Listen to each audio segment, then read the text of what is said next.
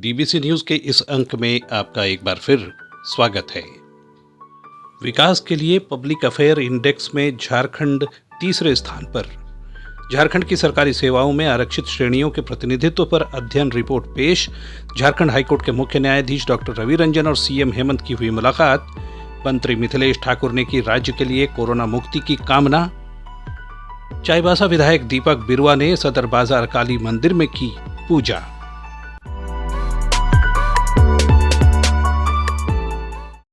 विकास के लिए public affair index 2021 की सूची में झारखंड को देश भर में तीसरा स्थान प्राप्त हुआ है। बेंगलुरु स्थित think tank public affair centre द्वारा जारी पब्लिक अफेयर इंडेक्स 2021 की सूची में विकास करने के मामले में झारखंड को तीसरा स्थान दिया गया है। वहीं गवर्नेंस परफॉर्मेंस कैटेगरी में झारखंड को 18 बड़े राज्यों में 9वां स्थान मिला है।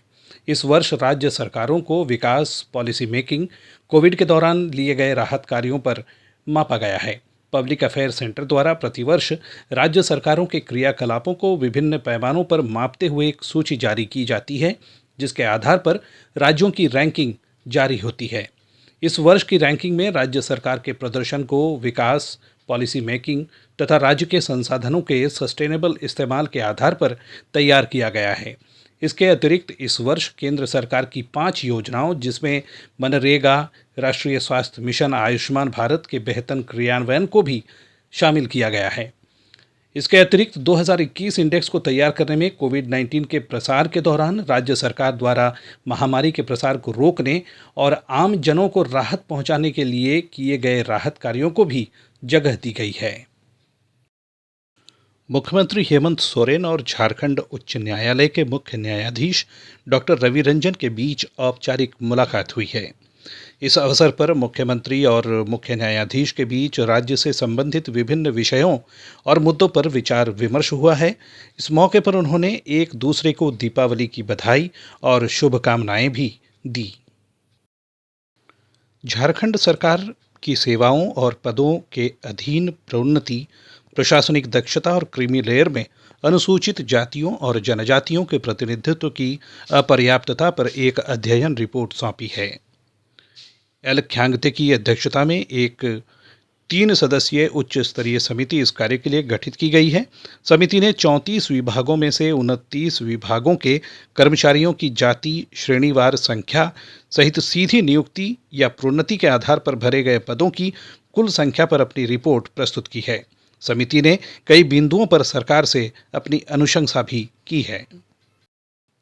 काली पूजा और दीपावली के मौके पर झारखंड सरकार के मंत्री मिथिलेश कुमार ठाकुर ने समाज को कोरोना मुक्त करने की कामना की है।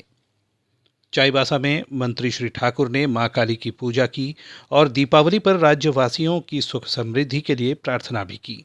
उन्होंने सभी झारखंड वासियों को दीपावली, काली पूजा और छठ पर्व की शुभकामनाएं दी हैं। उन्होंने कहा है कि मां काली की कृपा रही तो बहुत जल्द हम कोरोना महामारी से मुक्ति पा जाएंगे।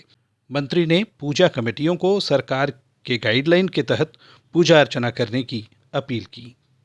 से पूरी तरह से मुक्त करें, ताकि पहले जैसे हम लोग पूरे खुले दिल से और स्वच्छंद रूप से हम कोई भी पर्व त्योहार मनाते थे, कहीं भी आते जाते थे, वैसा ही फिर से माहौल हो जाए और हम अगर कुछ दिन और सावधान रहेंगे, जो गाइडलाइन जारी किए गए हैं उनका हम अनुपालन करेंगे। और खास करके मैं कमेटी के लोगों से भी कहूंगा, मैं भी अमला काली पूजा समिति का संरक्षक हूं।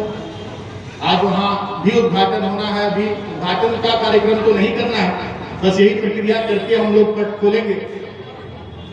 तो हजारों मास्क की व्यवस्था हमने वहां करने को कहा है, वहां के अध्यक्ष सचिव को।